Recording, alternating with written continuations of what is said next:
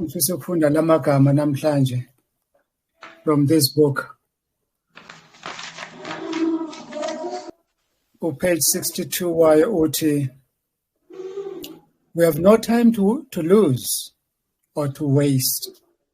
Americans, they say you lose time instead of saying you waste time. So we have no time to lose. God calls upon us to watch for souls as they that must give an account. No time to lose. So every minute is crucial. Very, very crucial. Let us begin with a word of prayer. Bawethu sekhaya ezulwini namanje ntambama siletha udumo kuwe, siletha ubukhosi, amandla enikazimulo. Sibonga alabantwana bakho abasinikelile. Nikele idatha yabo nesikhathi sabo just to open the word, your word with us. Iba nomunye wabo ngamunye umbusise Kristu, nalokhu kwenzele udumo luba ngolwakho, ukwenzele ubukhosi bakho, amandla enikazimulo, ngoba nguwe owasifela. Udumo tabathi indaba yakho uNkulunkulu engcwele, ube ne-network ingasihluphi namhlanje, ube ne-voice yalomlomo usebenzisayo, umpompoloze konke okufanele kileyo. Udumo lube kuwe, ubukhosi, amandla nenkazimulo, ngoKristu manje siyakhuleka uze phakathi. Amen. Amen. Amen. Sesiqedile indaba ye-sanctuary, i-courtyard. I think siphothulile izinto eziningi ezenziwa kwi-courtyard. Sikhuluma ngegceke, besingakangeni kwitende qobolwalo. Namhlanje siyaqala siyangena ke etendeni. Uqala ungena kanjani kodwa etendeni? Indlela iyodwa kuphela. Kumele mawungene ngomnyango. So uqala ke ngomnyango ke, ebese silibuka ke nalo itende lilonke. Angithi for today sisazo ke silibuke itende, siqale emnyango, stadishe kwakhiwa kwalo ne-structure salo. And I'm expecting ukuthi sibe a very, very interesting discussion, explosive and vibrant. Then we'll have our test ekugcineni. Let us move on now and get to first apartment. Esikhuluma ngayo, kodwa enjoy ngishilo ukuthi asikaze ungena ke kuyona. No. Esesikufundele so far ukuthi kusukela kwi-creation account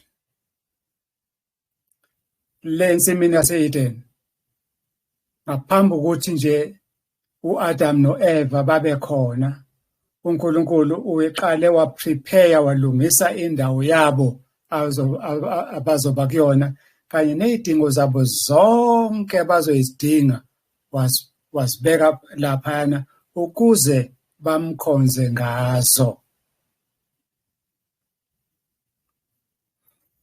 Esekufundile futhi so far ukuthi uNkulunkulu ngokwakhe wayehleze edamane ebavakashela abantu bakhe, azospenda what omama are calling a quality time with his creatures, special creatures.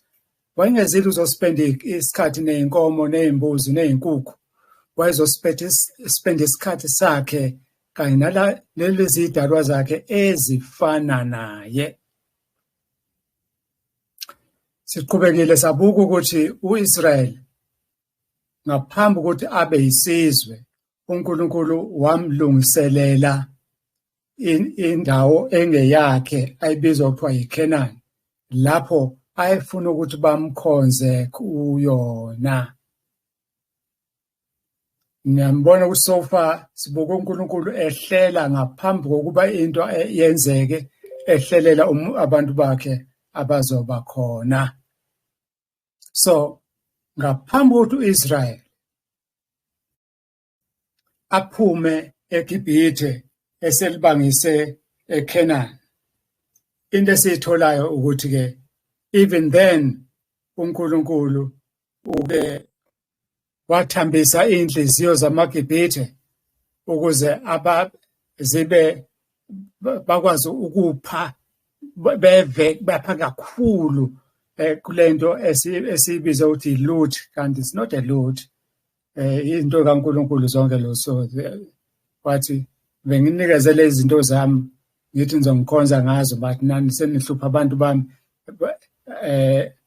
abayithatheke bayongikhonza ngazo. So I don't call it a loot, but they call it a loot. So siphinde saqaphelisisa ukuthi i-principle esetshenziswa uNkulunkulu lena e-consistent, engalokhu iguquguquka, ikhona njalo, ilokhu ikhona njalo. So this principle ethini ukuthi uNkulunkulu ngaphambi ukuthi athi wena menzele ini, ufuna ukuthi akulungiselele qala, azibeke la phambi kwakho lezi zinto azofuna ukuthi uma uzisebenzise okanye uma umkhonze ngazo. So uma ke kuqala ukubusisa ngemoto, ukubusise ngale moto yikhona uzomkhonza ngayo. Uma ke kubusise ngomsebenzi, yes, ukubusise ngalomsebenzi yikhona uzomkhonza ngawo. Ungabe usukhonza umsebenzi ke wena. Uma ekubusise ngabantwana, ukubusise ngalabantwana ukuthi wena umkhonze ngabo, hayi ukuthi bese ukhonza bona njengoba sekwenzeka ensukwini zethu namhlanje.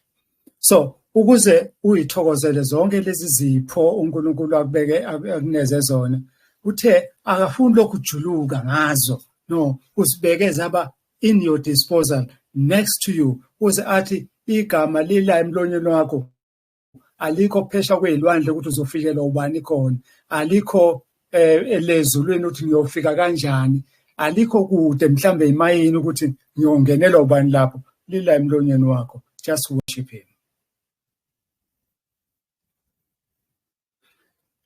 E.J. Hammond uthi God established the sacrificial system so that believers could enter into a close relationship with him. So into siqaphela kahle ukuthi kuyona yonke lento esifunda ngayo eTabernacle akusona isimanga esitheni ukuthi nje abantu bakhe mabamkhonze, ufuna mabamkhonze ngayiphi indlela, bekwenze kanjani lokho.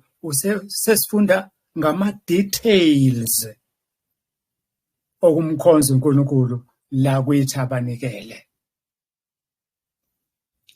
iBibletraining.com ithi yona, the sacrifices were made to save, but as a means not to save. Okay, angifunde kahle. The sacrifices were not made to save, but as a means of maintaining fellowship with a holy God. Ungathi ke imbuzi leza nezimvu nezihlaphu nenkunzi nenkomo konke lokho kwakwenzela ukuthi abantu basindiswe ngakho. Akekho osewake wasindiswa ngalezi zimvu nezihlaphu nantoni. Bonke abantu basindiswe ngomhlatshelo kaNkulunkulu opheleleyo, owasekelwa, owahlatshwa kwasekusekelweni komhlaba. So akekho sindiswe kangcono kwi-Old Testament na kwi-New Testament. Sisindiswe ngokufanayo sonke. One sacrifice kaNkulunkulu. iBibletraining.com,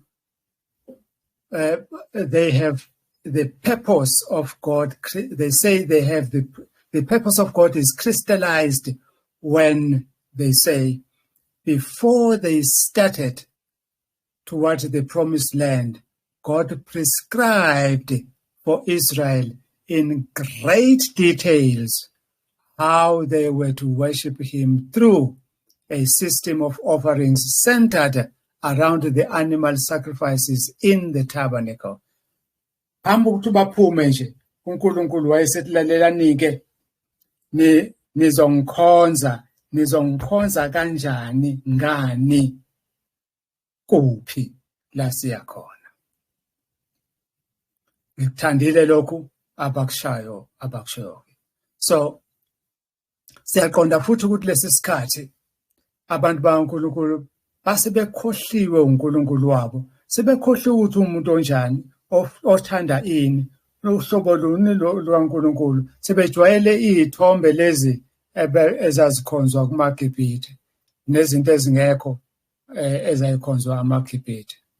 So base bewile ngelilodwa njengoba kwawa uAdam beno-Eva ensimini yase-Edeni.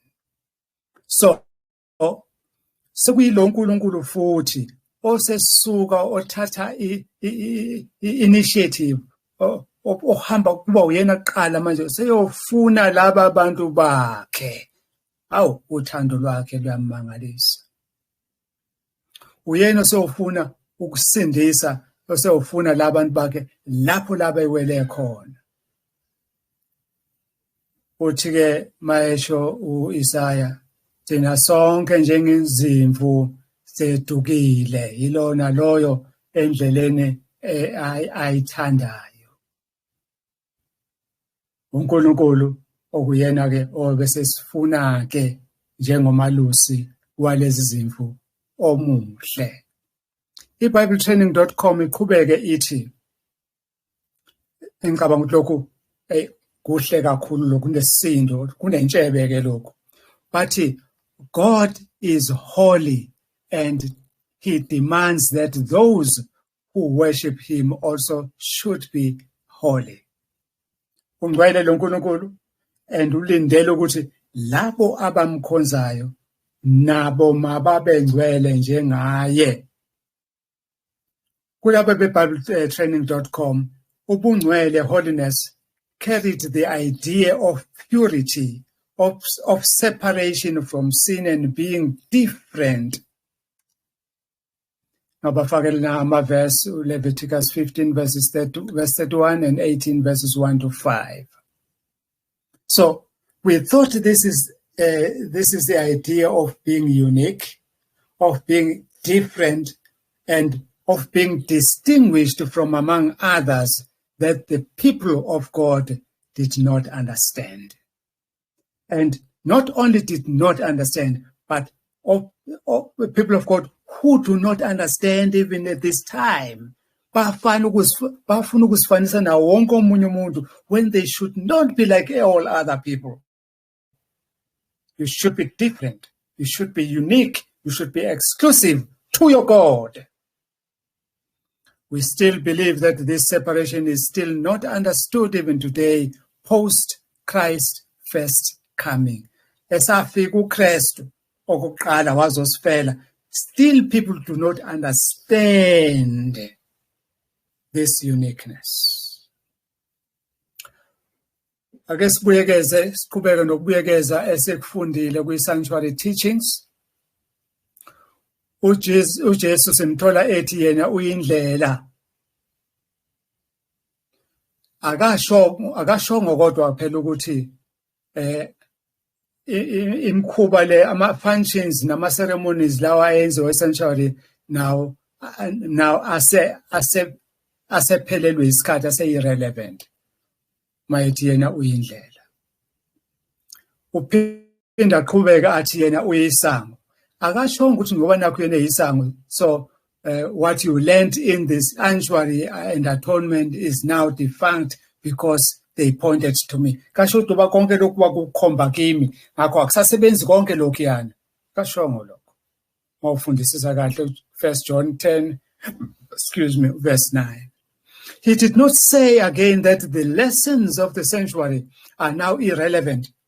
Akuseyo okumele basifunde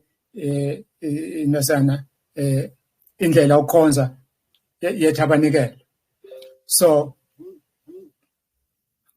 we should always keep in mind the purpose of the sanctuary. Into mele mayihlale igxile engqondweni zethu kakhulu kunezinye, inhloso kaNkulunkulu ngeTabernacle. Kwakuyini le nhloso na? God wanted to dwell with his people. Ukhumbule ungcwele. So abantu bakhe kumele babe ngcwele, bathande izinto ezingcwele, ikhona ezokwazi ukuhlala phakathi kwabo. Be ye holy, for I am holy. He also showed them what he does to restore them to this holiness in the services of the sanctuary. Uyamtshela nginingcwelisa kanjani, nginehlusa kanjani kwezinye izizwe. Usibonisa ngaleli tabernacle nokwenziwa kulo nemkhosi eyenziwa kulo. Uthi be ye holy, for I am holy. Leviticus 11:44 and 45, 19 verse 2, 20 verse 26, 1 Peter 1 verse 16. Dr. David Jeremiah says, udokotela kuJeremiah lona uthi yena, the food we eat is assimilated to our bodies and becomes our nails, our skin cells, and our blood.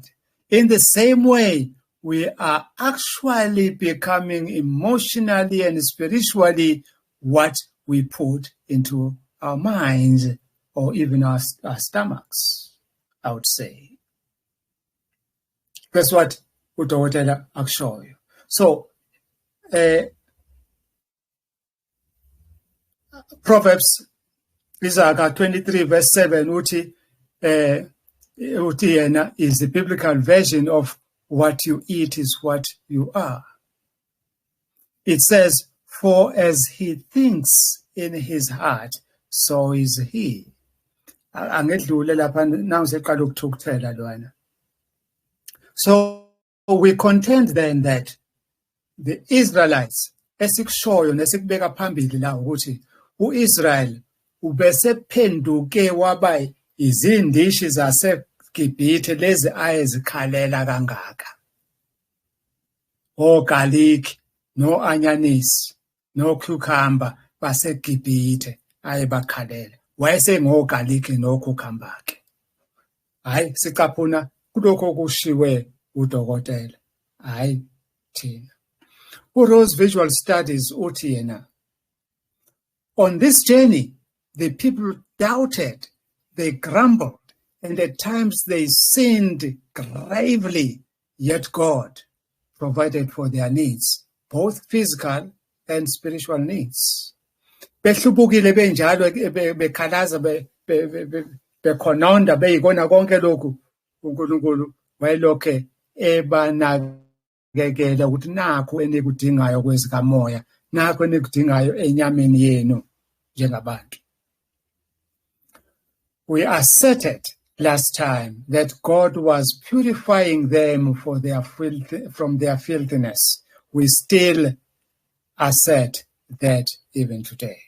Even today, ubuGibhithe lobo kabusuki kithi, the same God is cleansing us from our own filthiness. Ungathi hayi kokuyilabo baseGibhithe kuphela, uIsrael wakudala kuphela. Nathi siyefanana ncamashi, if not worse than them. Futhi ungathi bona baba ngcono kunathi ngoba they were experimenting with this God. Thina, we have got the lessons from them. Why can't we learn from them? That is why I'm saying we're worse off than them. We thought it was more than just dwelling among them that was happening, but he was also teaching them how to worship him acceptably. Hebrews 12 verse 28. Siyamkhumbula uJack Zavada owathi, following the Protestant Reformation, about 18-something, the tabernacle was eliminated in the Protestant churches. That is a reason why amabandla amaProtestanti, especially amabandla kamoya, amabandla asindisiwe, engayingeni indaba yetabernacle. They are following what Jack Zavada was saying. They mean that God, meaning that God can be accessed by anyone in the priesthood of believers. angazi ukuthi bakuthatha kuphi lokho ngoba uNkulunkulu ubeke naba abantu wayebeke kwithabanikele wayebeke abalevi abathinta izinto ezingcwele abapriesti abaminister ngendlela afuna uNkulunkulu not everyone namhlanje everyone is a kama umuntu namhlanje kade ewumdikoni kusasa sengumfundisi I'm sure ngolutho ihlobo zami I'm sure ngolutho. So we contend that Jack didn't read well. Hayi yayifundile le mambana kodwa ingakwazi ukufunda. It had been repeated several times that not anyone entered the holy place, let alone the most holy place. But not anyone can access the priesthood. Oh, uhlushwa ile verse ka 1 Peter 2 verse 5, what we are now a royal priesthood. Jack, we're not high priests. Yes, we are royal priesthoods. We are royal priests, Jack. But understanding that there were many junior priests and only one high priest, Christ, who is the high priest, meaning only him goes into the most holy. Namhlanje nake ngizokuvezela Jack ukuthi why wrong uma uthi anyone can access God now in the priesthood of believers. I'll show it, I'll prove it from the sanctuary services. Jack Mormons said the deep meaning is associated with the physical dimensions and the plan of the tabernacle. Deep meaning ilapha ya kwi-physical dimensions nakwi-planning ye-tabernacle. Akakuboni lokhu Jack nabazalwane bakhe asindiswe kanye nabo. Furthermore, the Mormons say prayerful study and meditation will help you Jack and your brethren, to comprehend the importance of this ancient dwelling place of God. Ungayithathi kancane.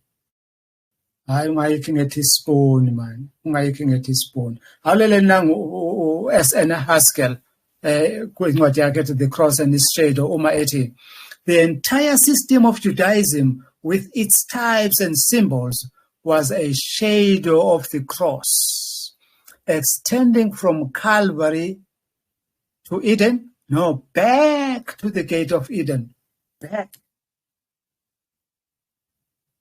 and contained a compacted prophecy of the gospel. Indaba ezimnandi zevangeli zilaphaya zifinqiwe lapha kwithabanikele. Siyazelula ke namhlanje. Ake singene ke kwi-first apartment. Bengisakukhumbuza nje ukuthi sagcina kuphi, sengithatha isikhashanana nokho, ngibuyekeza ngoba uzokudinga lokhu. All right. First apartment. Mawungena nje buka lapha nansi unasani mcikisholo wami, umnyango lowana ongena ngawo. Mawungena ngalomnyango, ungena egumbini lokuqala okuthiwa i-first apartment. Now mawufundeke lapha kuHebrews 8 verse 5 ekugcineni kwakhe uzothola igama lapha elithi to pawn, the Greek word to pawn. Lela gama to pawn uchaza ukuthi it's a type. Chaza ukuthini? It's a type. Umfuziselo, isibambiso, isifanekiso. Ngofunda futhi lapha kuHebrews 9 verse 24 uzofunda uthola igama elithi antitupa. Lichaza ukuthini? U-antitype loyo. So mawubuka anything here, lomnyango was a type to pawn. So wawukhomba kubani? Ukhomba uJesu. Oh, ngiyabonga Ngiyabonga Mpelasi. So umnyango lwana kubalekile ukuthi masiuqonde ukuthi mawungena nje ngawo wawumele uJesu, wawungesiyena uJesu kodwa wawumele ubani uJesu. So yonke into esikhulume ngayo lapha yana sithe it was a two-pawn or a type. So uJesu ke qobo lwakhe ke uzoba yini i-anti-tuper noma i-anti-type, a real thing unqo. So mawufunda ngazo zonke ke lezi zinto usuyabona ukuthi uNkulunkulu wayesicathulisa la njengeingane zase preschool, not even zase crash, zase preschool. Efuna siyongena nathi pre-primary. Mhlambe simphase no grade 1 mama kunokwenzeka. Alright, sengichazile ke lwa anti-tuper no anti-two-pawn. Right. This assures us that everything in this room represented something. It was a representation of something. It was a tuper, a two-pawn. So, if it was a two-pawn, then it cannot be that both the type and its antitype could be temporal, could be done away with, could be extinct. It can't be. It cannot. So in this study then, we shall see the permanence of the temporal, the permanence of that door, which was temporal, the permanence of that menorah, which was temporal, the permanence of those shewbreads and the table of shewbread, which was temporal, the permanence of that altar of incense, which was temporal, the permanence of those of that veil, which was temporal, the permanence of that gold, which was temporal.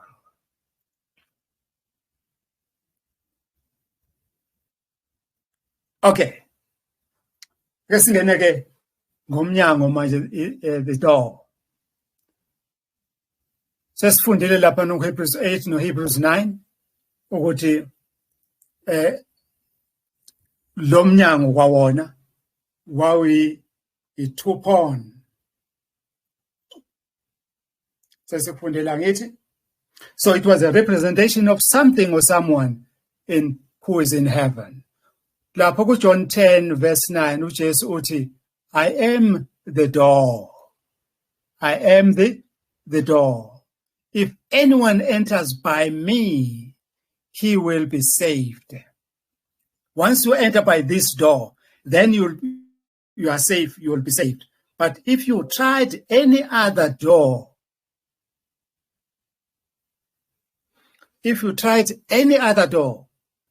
no other door was available. Abantu ke sebekhuluma ngamagama amathathu these days. I heard omunye umzalwane enkonzweni namhlanje ethandaza usenomsindisi omoya engcwele. Ngathi this is news to me. Abantu neminye iminyango manje ngesiyena uJesu. Inkinga yini aba-understand this. They don't understand the sanctuary. That is why sebenabanye onkulunkulu ngaphandle kaNkulunkulu. Ebesho kahle wathi ungabi nabanye onkulunkulu ngaphandle kwami. Sengena kwenye indawo, I'm sorry. Asedluleni la. We know now that Christ was and still is that door, and that this room had only one door. All right. This way, there is only one Savior. There are not two. There are not three. No, only one Savior and no other one. Just like the gate, this door was made out of the same material, although the design was different. Egating, bekwanga isithombe seyingelosi, but at this door asekubekwe isithombe salezi angelosi. All right? Amacherubi lawa. Ungethoki masithi cherubim, so we plural is cherub. Cherub is one. Cherubim is plural semaningi.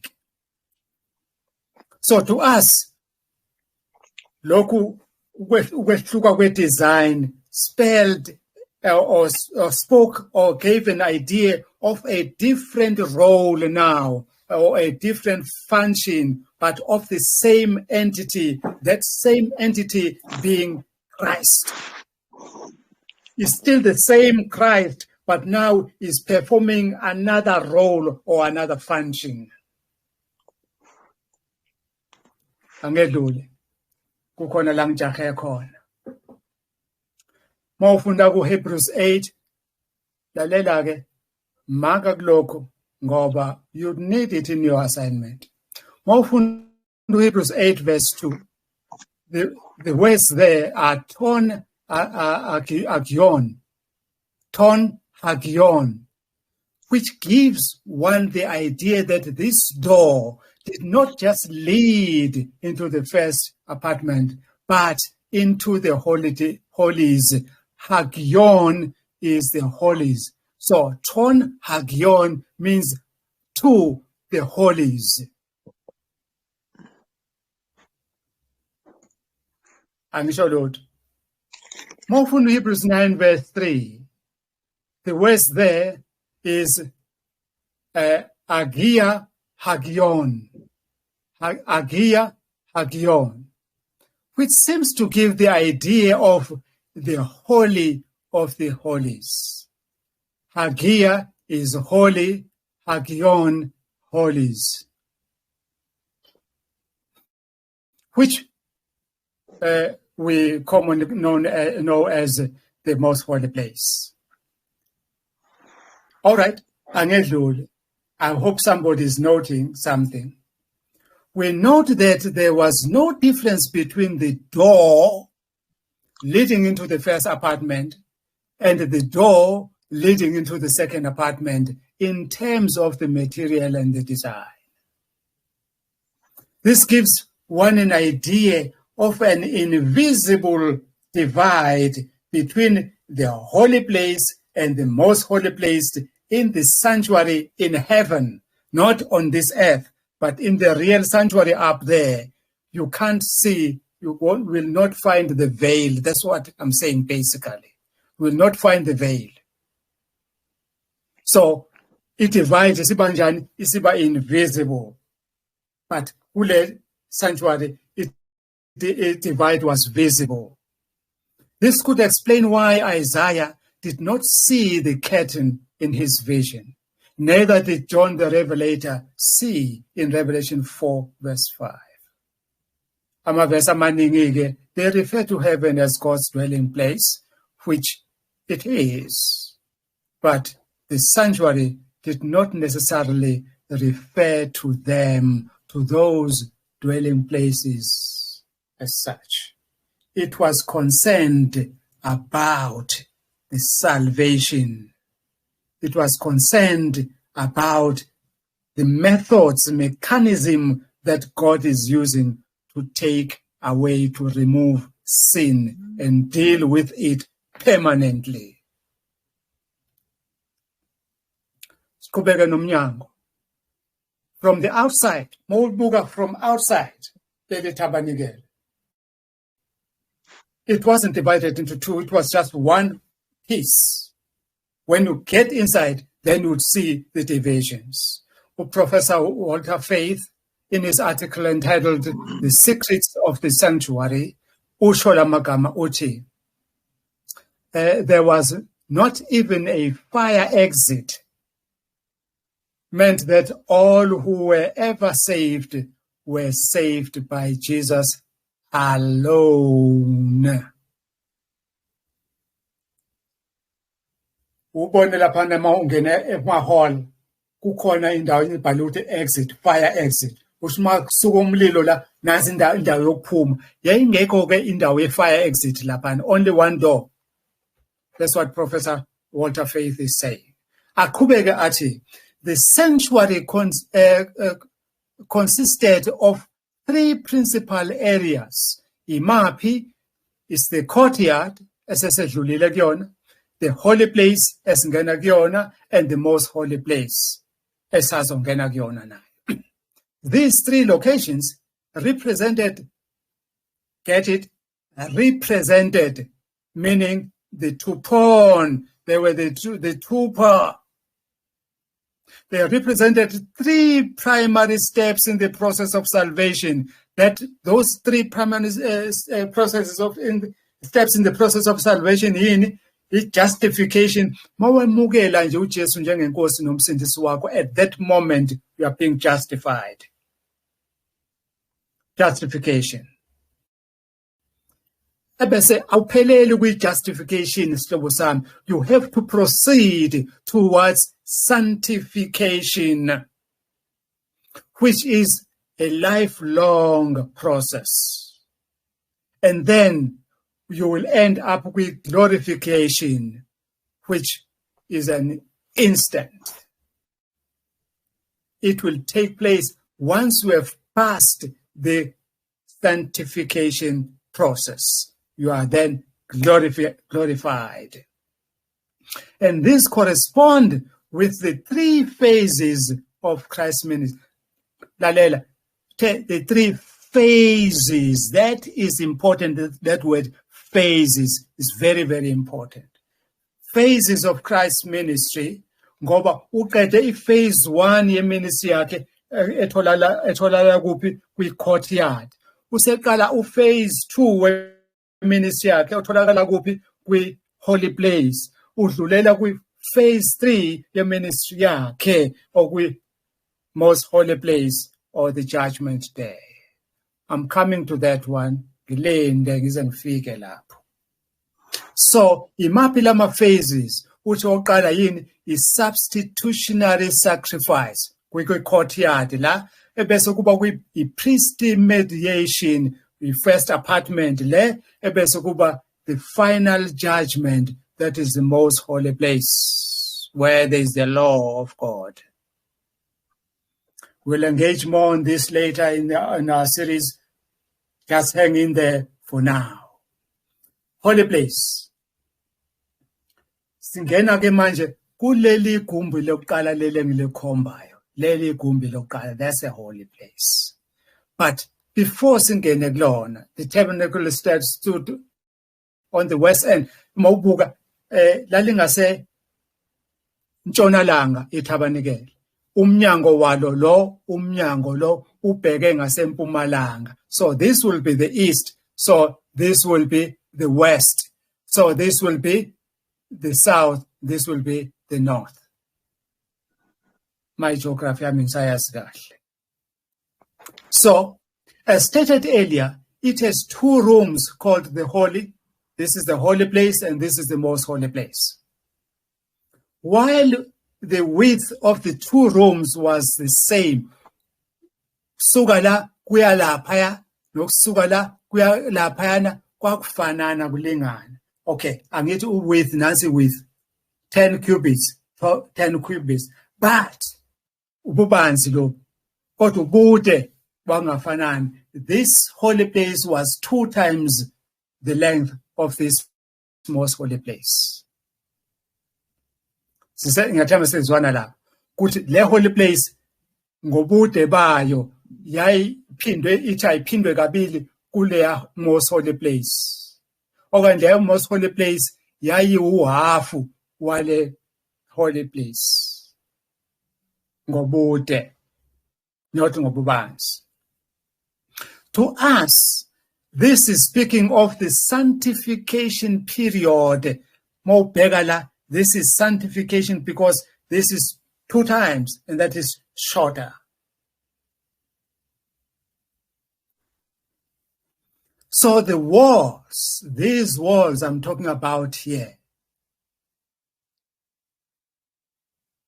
these were the central structure of the tabernacle. They were made out of the acacia boards and overlaid with gold, pure gold.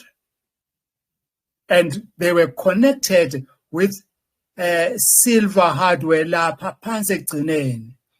They're connected with silver hardware. Nalaphana nasenmayihlanganiswa laphana, they were connected with silver hardware. Nansi ngiyotshengisa izicathulo zazo lapha, nazi ziyisiliva. Izona ezayiconnecta lamabhodi. Ngiyathemba kusezwakala. Uprofessor Faith ke uthi ke, all who entered the holy place to minister saw themselves reflected on the golden walls on every side. Mongena la uthi uqalaza lolu donga ngapha yigolide uzibona wena ubucwebecwebe obutshengisa wena ngapha yigolide ubucwebecwebe obutshengisa wena ukuthi unjani. So kumele siyazi ukuthi igolide lalimele ini ubungcwele. So mongena phakathi uzibuke ungcwele. Yes. Angedlule. Ake sithi ukuphuma kancane ke sibuke ukuthi leli tabanekele lethu lalakhiwe kanjani. Sengizokhathula manje.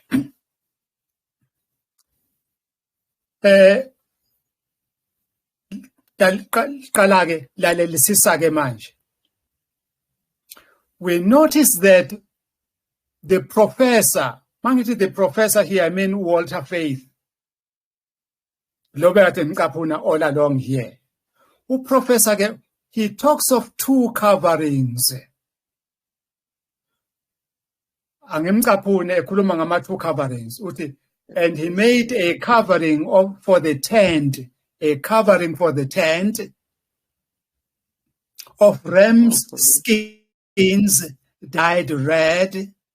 Nancy, ram skins dyed red, and a covering of badger skins. Nancy, badger skin ngayikhomba lapha ya.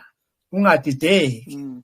Uthe professor, and he made a covering for the tent of ram skins dyed red and of badger skins. Nancy.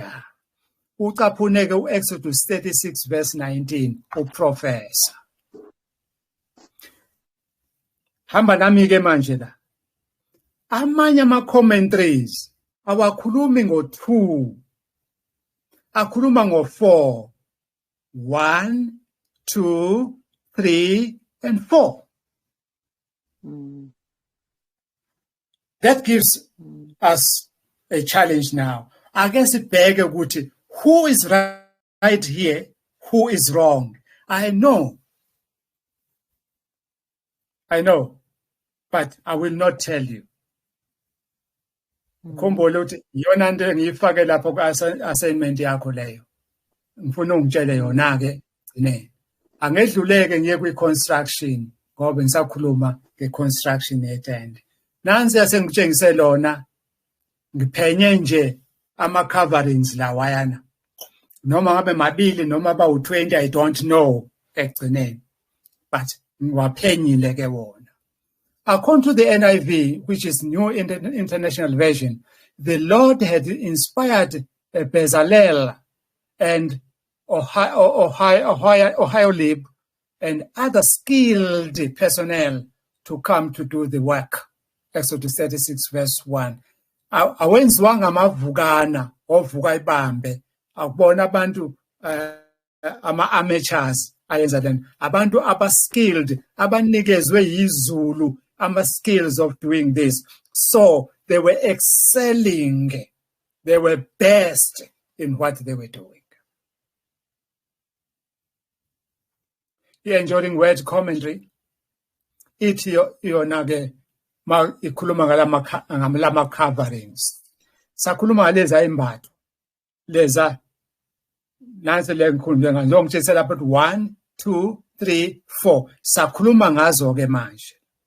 I-Enduring Word Commentary yona ithi the curtains were of an artistic design of cherubim according to the commandment of the Lord in Exodus 36 verse 8 to 13, 26 verse 1 to 6. the curtains of goat hair. Curtains of goat hair. Nansi goat hair lapha. Ile ngiyikhombayo ungadideki nansi goat hair engiyikhombayo. So the curtains of goat hair for the tent over the tabernacle. And then the curtains of ram skins dyed red. Nansi ram skins dyed red. And then those are the coverings. Kapela abashongo lutho ngebedger skin. Or bashile dyed red and badger skins. Yes. Nansia badger skin looking all this time. All right. So the boards and the connecting bars for the frame and walls of the tabernacle, verses 20 to 34 of those, the veil, the curtains were not to cover the gold inside, so they must have been outside. Nithi sesianalyze le nto abayishoyo ke la sithi lama curtain okhulunywa ngayo ayingambozile la golide elingaphakathi. Therefore, they just had to be outside. If they're outside, ngobude bawo, they must have covered both the roof and the sides. Both the roof and the sides. Njoba sibona kule ndawo nyana. Nama curtains avale i-roof. But kukhona ingxaki ekhona lapha ya. Kulela curtain naleya goat's hair. Kunengxaki ekhona engifuna uyi-identify. Yedlula lapho ngoba usejahile usisithule ngiyambona benosisibongile. So iChristianity.com ithi yona mayikhuluma ngale construction, the first work of the workers began with was the framing of the house before the furniture was prepared. The house was not made of timber or stone, but of curtains, curiously embroidered and coupled together. Hey, nginengxaki ngale sentence yabo, but I'm not to comment. You are to comment on that one in your something. This served to typify the state of the church in this world. Although upon the earth, yet the church has its foundations not in the earth. So they mean the church, is mean and immutable and in a militant state. I don't know where they get that one from. So there must be poetic shepherds dwelt in the tents, and God, as a good shepherd, decided to dwell in a tent. I think that's a beautiful homily that's doing that.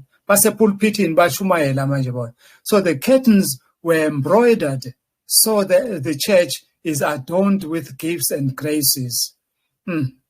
So the house was one, but so many Christian societies of believers are united in one. I don't know, that's a prose poetry. So it is a pity that they did not complete their last point. Maybe the church is one in what? United in one in what? That's a pity. The Blue Letter Bible Commentary simply duplicate the Christianity.com, so I did not worry about putting them here. Let's come back now to the construction. Sesingena BibleStudentsDaily.com, BibleStudentsDaily.com. Engibathole bona ke mangifunda ngenza analysis ye commentary yabo. I found them to be scholarly in their exegesis, and I found that they maintained the principles of biblical interpretation, which we call hermeneutics. And this is what I found. This is what they were saying about these coverings. I took it as it is, so that credit goes to them. they say in the exegesis that the tabernacle was covered with 4 coverings. Let's count them. 1, 2, 3, 4. 4 coverings. These coverings are also called the curtains. So leopard skin is also a curtain. That skin that is dyed red is also a curtain. That's goat hair is a curtain, and that linen is also a curtain. Kumbula linen lapayana is embroidered with angels. Sengileza clue njalo masufika lapha kwi-assessment yakho. It's giving a clue angedlule lapho. So, but there were 2 primary coverings and 2 secondary coverings as well, which measures the dimensions, and the last 2 which formed an additional covering over the former. So these 2, ngokwabo, these were primary coverings, and these last 2 were secondary coverings. Primary, secondary.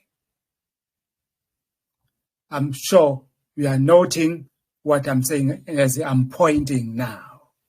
Angedlule lapho. The inner coverings were called the tabernacle proper, or the maskin, the mishkan. So these, the linen and the goat hair, were called the tabernacle proper. So the first of the 2 was a large white linen cloth composed of 10 curtains interwoven with figures of cherubim in blue, purple, and scarlet. Blue, purple, now purple somewhere there, and scarlet. All right?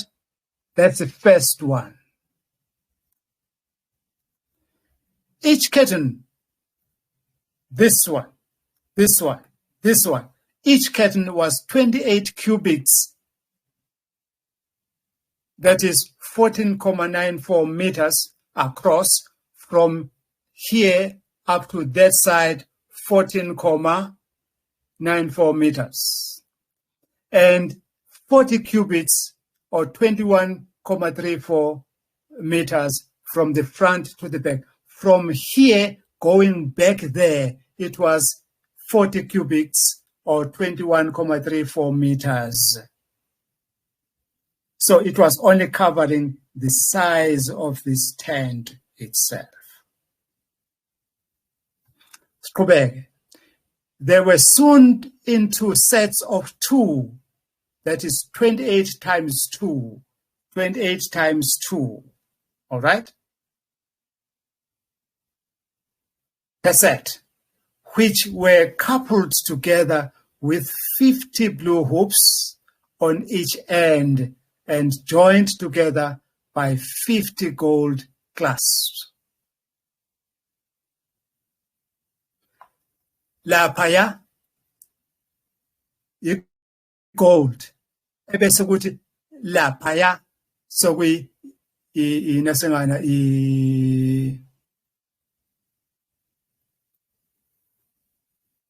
blue hoops. Blue hoops. So these had to be blue hoops. All right. These joints would have been situated above the pillars. I don't know what they are saying. That's what they are saying. Now, I guess we analyze. Since the tabernacle was 30 by 10 cubits, so 30 cubits ubude and 10 cubits ububanzi. So these curtains then covered both the roof and the northern and the southern sides of the tent. These argue further that this white curtain presumably did not drape down, but was angled on toward the ropes that were secured on the ground by the pins. That's what this BibleStudyDaily.com, BibleStudentsDaily.com are saying. Since I did analyze the other two, let me analyze them as well. So we think that the Christianity.com simply gave us a homily that they created out of the sanctuary instead of an exegesis. Since I said those were on the pulpit, they were now preaching to us.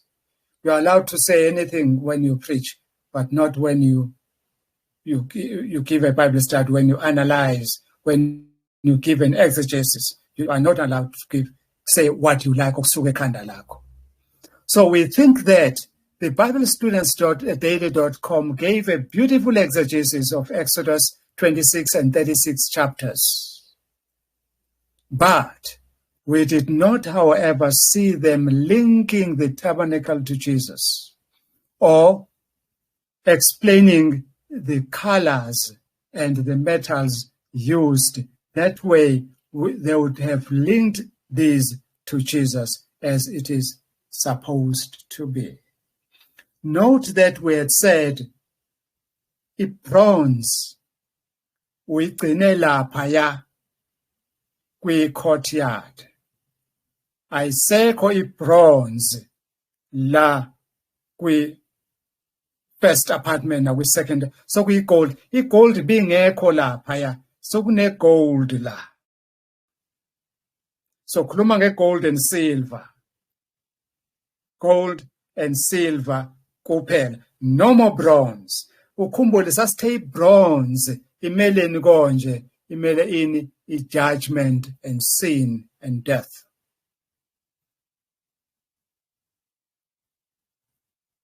Funa ubona busakhumbula. Nansi ke-assessment. Nansi ke-assessment. Now sengithatha isikhathi eside. The following questions are meant to gauge yourself if you have been following during the lectures. They also assist me, the presenter, to know if I've been faithful in delivering the subject, if I've been, yes, teacher. So I'm asking you to please participate wholeheartedly. Ungesabi ukuthi ngasekutholakale ukuthi you missed somewhere and somewhere. Don't be afraid of that. Ngoba that's the only way la ungasizakale khona.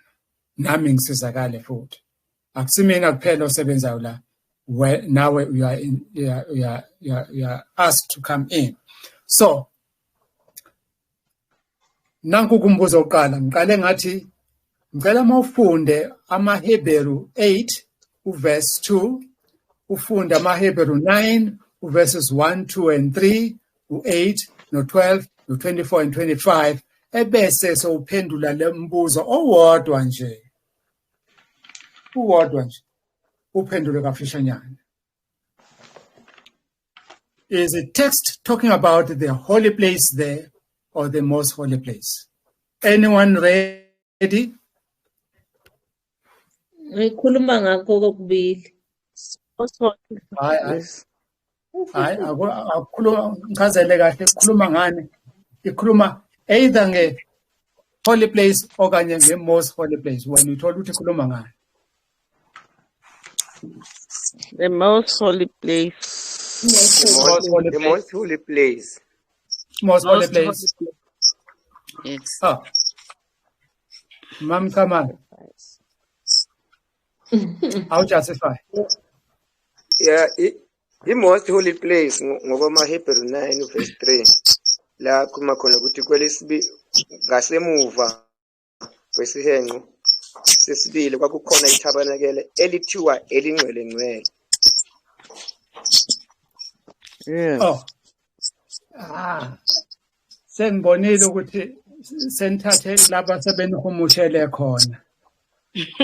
Mina nginikeze ongahumushiwe kunikeze mina ukuthi ngesiHebheru kuthi la ngesiGreek kuthi la sakhumbula ngikhuluma ngoHagia Hagia noTon Hagia Yes. Yebo. bengenzela lokho ukuthi please hambisana netext ube yes ube faithful to the text. All right, khona sokwedlula amaseshane la mawufunda lama chapters omabili akubi clear ukuthi akhuluma ngani exactly. Uthi sathi akhuluma ngoba thatha chapter 8 yena verse 2 mase khuluma ngoHagion, that is the plural kaHagia. The second, Yeah. you are not convinced. Hagion is the plural of Hagia.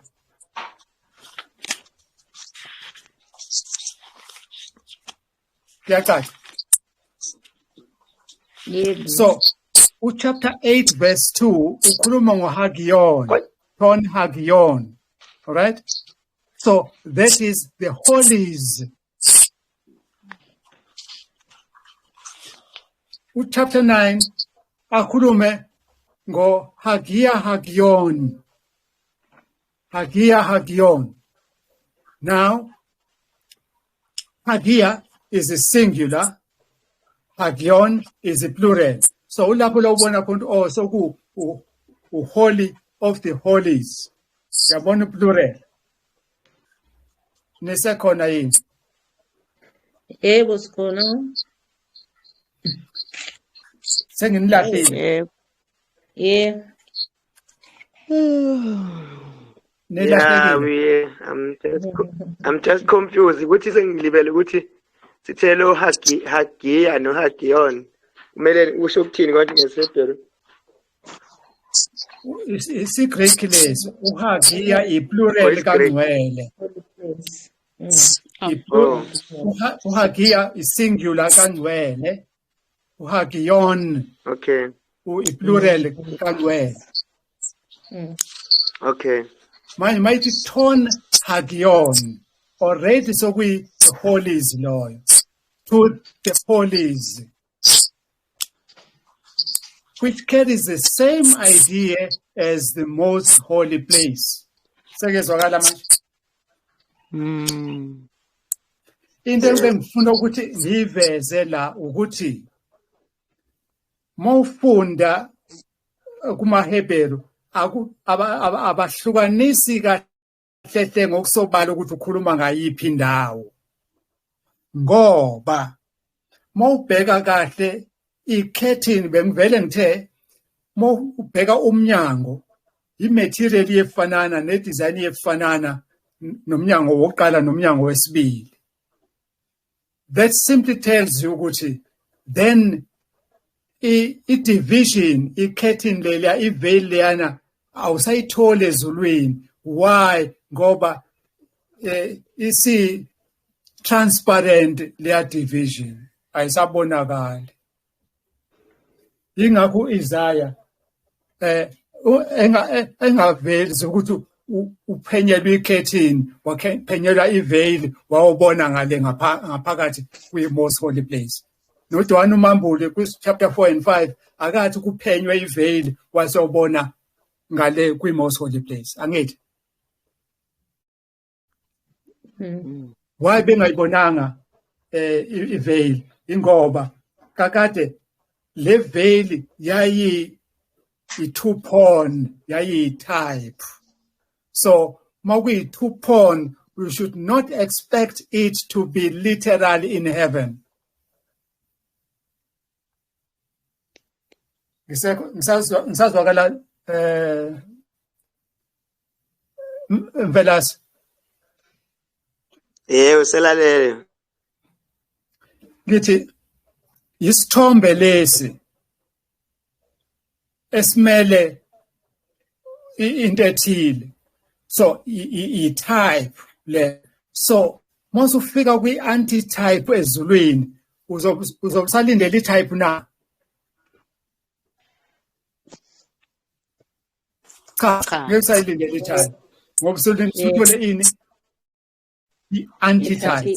So laphana-ke le veil isimelwe yini? Yi-space between the throne and the 4 living creatures and the 24 elders and the rest. I-veil isilapho. Ayisekho visible. Ngeke uyibambe ngathi nansi i-veil engayibona. So these are things dissimilarities between the earthly sanctuary and the heavenly sanctuary.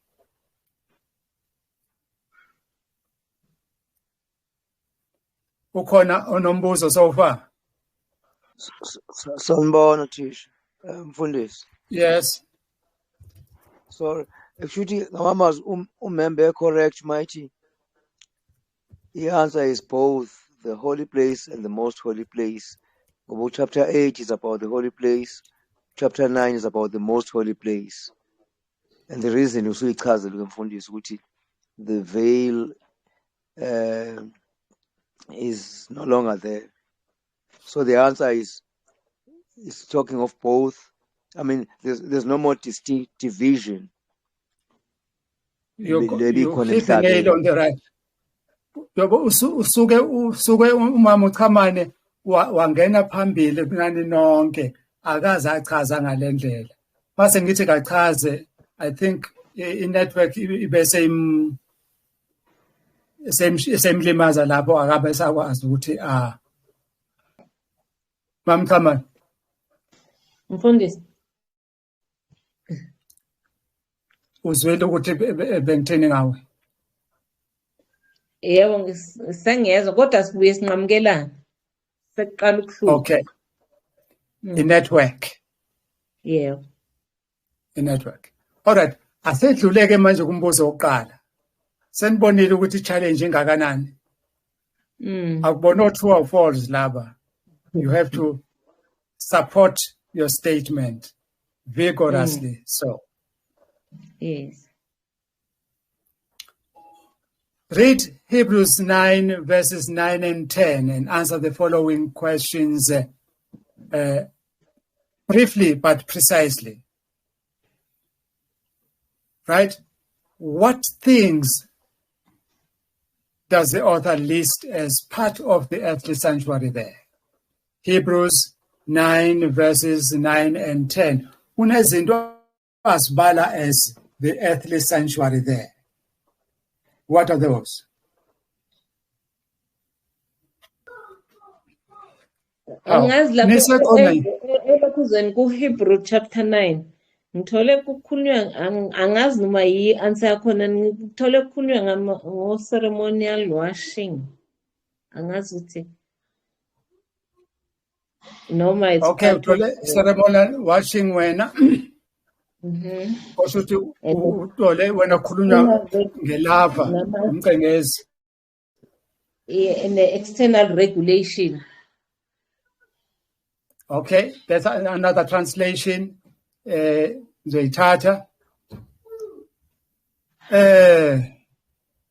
Mambat, hayi usuthule kakhulu no. Ngeke kulunge. Cha mfundisi ngithule ngilalele ukuthi nami lento lebengicabanga ukuthi la kulo oqala iwona ongididile ngoba nami bengithi most holy so uma ngabe usuyichaza sekuyima ngibona ukuthi ayi engathi ngiyabheda kancane ake ngithule kulalela. No, akekho bhedayo lana sonke siyafunda. Yebo mfundisi khona uyasho njalo. Kodwa ke mfundisi hayi cha ngiyalalela. Ngicela ukubalekela ukubheda. Yabo. Bazo bonke bathule babalekela ukubheda. All right. Ake ngifunde. Impendulo ngifuna impendulo sisiwami. Omuhle. Cha bengisafunda la mfundisi ubutho verse 9 and 10 kodwa cha umfundisi engaqhubeka. Oh, sofuna imbuzi. Ngicela ukuzana. Yebo Matlandoni. Engikubhalile ngisacabanga ukuthi lapho uHebrews 9 verse 9 and 10 ukhuluma ngokwasemhlabeni okusayela emhlabeni oku i-altar nomcengezi altar ngoba ke bekubeka umhlatshelo lapho sekusele ngenxa ukuthi phela uJesu yena usebe umhlatshelo ophelele omsulwa ongenasici. Ngifuna izinto uzibale nje ukuthi nakho akubalayo yilokhu nalokhu akubalayo. Just that. Angifunde verse from the NIV mhlawumbe something is going to strike your mind. Verse 9 uthi, this is an illustration for the present time, indicating that the gifts and the sacrifices being offered were not able to clear the conscience of the worshipper. Verse 10, they are only a matter of food and drink and various ceremonial washings, external regulations applying until the time of the new order. Ubale izinto ezingaki lapho.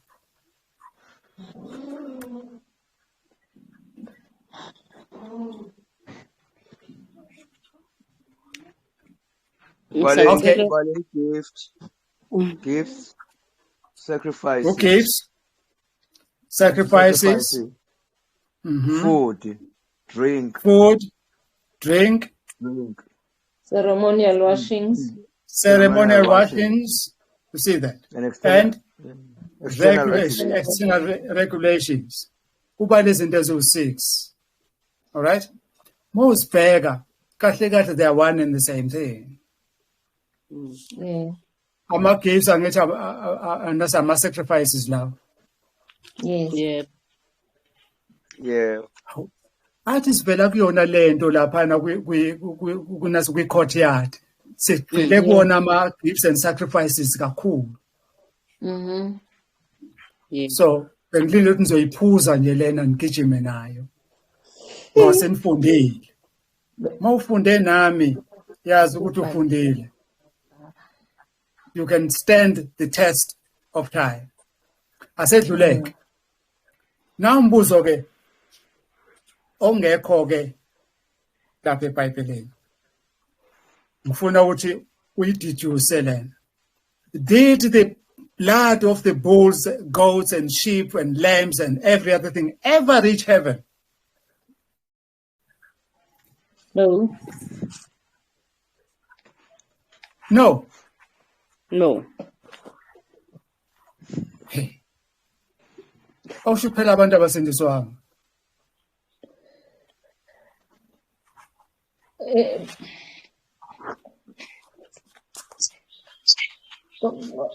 Kodwa ngithi phela ivesi ngifundise lithi igazi lembuzi nelemhlatshelo lalingeke lihlanze umuntu ekoneni. Okay. I take that one. I do take that one. Omunye uthi Ukube lalinamandla lokwenza konke lokho sasingeke isidingo sokuthi uJesu eze emhlabeni. sasingeke sibebikho isidingo sokuthi uJesu eze la emhlabeni uma leli gazi lalezilwane lalikwazi ukuthi lihlambulule.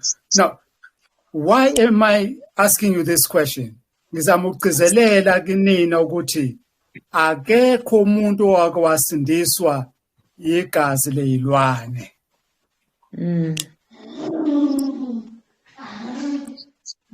Sekuyacaca manje? Yebo mfundisi. Akekho noyedwa, one person, okwasindiswa ngokuhlaba isilwane. Not one. Each one besindiswa ngani ngomhlatshelo kaNkulunkulu. Wona wawubambisa ngalesi silwane ebese uNkulunkulu asebenzise unqo, the real sacrifice, acceptable.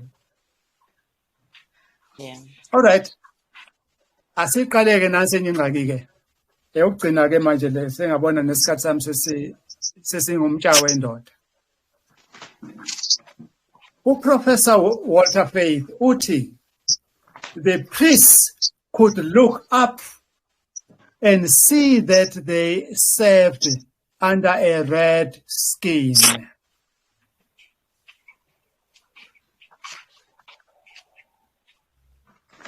The quotation there, Professor Faith, Walter Faith. All right? Ukhumbule uprofessor lo sikhuluma ngayo. Ngiyagcizelela uprofessor. Now, ake siqale la. Ama coverings ayimangaki ngikuvezela ukuthi according to professor kwaku this one dyed red kanye nani ne-badger skin. Yingakho ke uprofessor ethi mayibheka phezulu umuntu wayibona ini lesi sikhumba esibomvu ebese I'm serving under the blood. That blood ured umele igazi angithi. Yes. Yes. So where did the professor go wrong? How many coverings were there? There were 4. 4. Yeah. Sesiyibona ke manje le nkinga ke. Yes. Ubongiwe uthi there were 2. No. So, 4. No. There were 4. I said 4. hey, baneyibindi labazalwane batshela uprofessor wonke uthi wrong. I like it. Mfundisi, ngicela ungaphenduli kwamanje. Khona umuntu bese ngiphazamisa la. Ngiphazamisa kancane emqondweni. Socela ngibuye ngene. Okay. All right. Mathando mfundisi. Yebo. Ngokubala ngibale 4 nami mangibhala kuphendula. Kepha mangibuka ngilabuka ngayo professor elimo ngaphakathi ubona the innermost layer noma the first layer kulama layer of 4. Ingqondo yami isivumelana naye ngokubuka kodwa hayi ngenamba ama layers. Number of layers ngithi awu4 kodwa bawubona ingqondo yami mangibuka ngibona namo kodwa ngoba anginazithombe kahle ukuthi kanti are they forming into ezilayer ngaphakathi ingathi ama tiles noma ama scales na lama coverings. Okay, I like it. I like it that way. Yeah, I like it now. Sene dissecta ke lento. Ake sibuyele kulaba be BibleStudentsDaily.com. Engithe bayicakaze kahle lento bayineka kahle lento. Sakhumbula ngisho njalo? Yeah. Yebo, sakho. Bawahlone sama layers abazigaba ezingaki? Primary and secondary. Ezimbili, primary and secondary. Angithi? Base bethi ku primary kukhona ini? Ku primary. The linen and the goat's hair. Sengibuyele back to them laphana mawubuka manje sengibuyele ku slide number 15 okanye page 15. 2 primary coverings and 2 secondary coverings. Which were these 2 primary coverings? Fine twinned linen and goat's hair. Goat skin. Aswabale, fine twinned linen, kine, goat's hair. Those were 2 primary.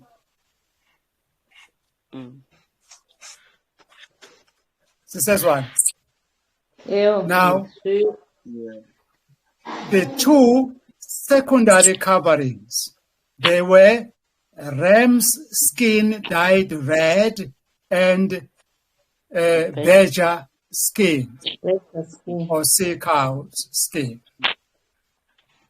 Those were two secondary. Now, asibuyeke sisilana ke manje. Now, sesiyawazi ama coverings ukuthi mangaki ayu4 divided into 2, lo two primary and 2 secondary. Thatha ngokuthi i-primary school le, secondary school le. Angithi? Second.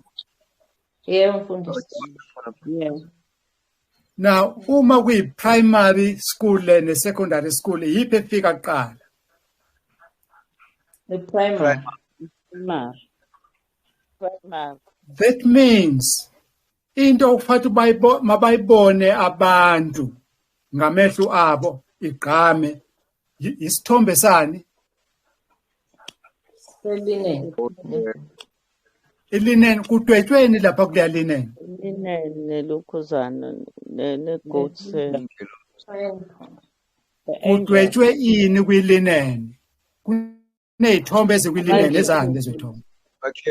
Ezengilosi, ublue, no purple, no scarlet. Angithi? So there is white, there is blue, there is purple, there is scarlet. Esangweni bekunembala emingaki. There was white, there was blue, there was purple, there was scarlet. Yes. White linen, bese kuba ama-cherubim in blue, in purple, and scarlet. It says why? Now, uma bonakala ini i-ram skin that is dyed red, inglosi bazoyibona yini? No.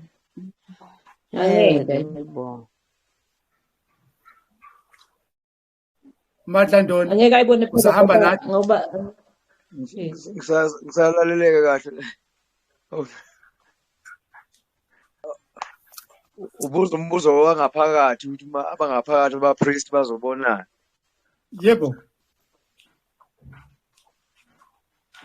Mayibheka phezulu umpriest yini okufanele ayibone?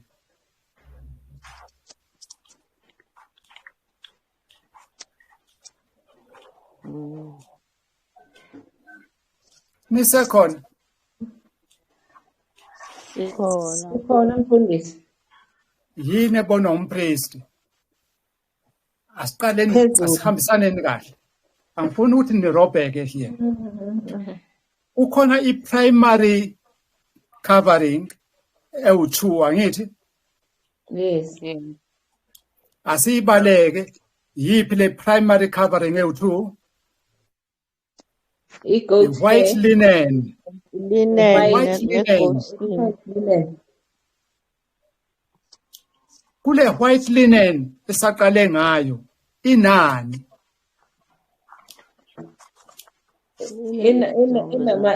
Angels. Iney'thombe zey'ngilosi amacherubi. Angithi? Yes. Lama-cherubi adwetshiwe lapha skillfully in blue, purple, and scarlet. Phezu kwalo white. Sezwakala. Yeah. Ebese elanywa yini lo scarlet? Lo white linen. Scarlet. Elanywe i-goat's hair. I-goat's White red. hair. Primary loyo isamchazile. Yeah. Kusezwakala. Yes. Yeah. So, into ebalulekile la ukuthi uma umpriest eqalaza phezulu yini ayizoyibona kuqala? Ubona Cherubim. i-reflection ngala. wayezobona amakherubi. Ubona Amakerubi, yes. amakerubi, yes. That's Yeah, what we want interests Reflection me. yawo. Wayezobona kuphi le ram skin dyed red?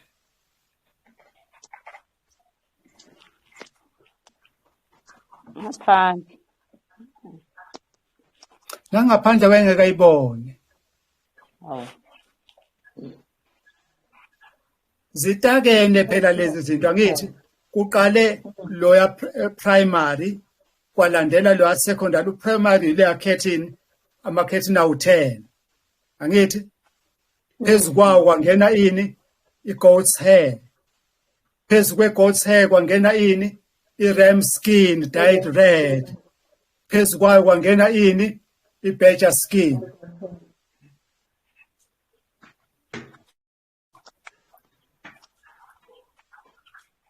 Yini eyayenza usealing walela tabernacle? Kusho ukuthi kwakuyilinene. Ilinen. Yeah. Leya linen imele ini? White linen. Well, purity. Purity. Isimilo sikaKristu. Right multi purity.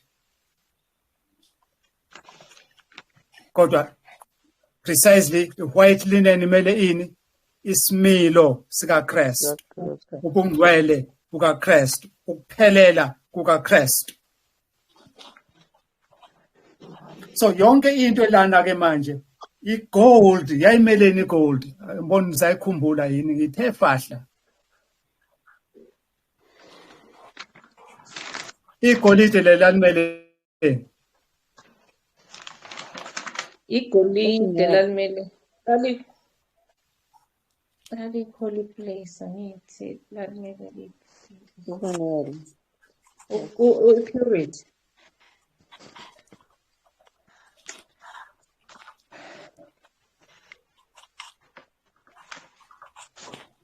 umbala wegolide sithe njengamanje. Alright? Angimchazeleke. Ningayiphindi nikhohlwe lento. Igolide lapha selimele ubungcwele, holiness. Selimele ini? Holiness. Sithe lapha yangaphandle lalingekho igolide egcekeni. Kokhona ini? Ibrass. Ibronze kanye nani? Nesiliva. Good. Manje sekukhona ini? Sekukhona igolide now. Ngoba sesisezulwini phela la. Akusangeni into eyibrass. Okay. Sinayiqonda leyo nto? Yes. Igceke belisemhlabeni. Manje osokwenzeka manje la sokuokwenzeka kuphi? Ezulwini. Angithi? So ayisangeni into enjani enesono la ibrass ayisekho, only the holy one. Gold. Now it is gold all the way.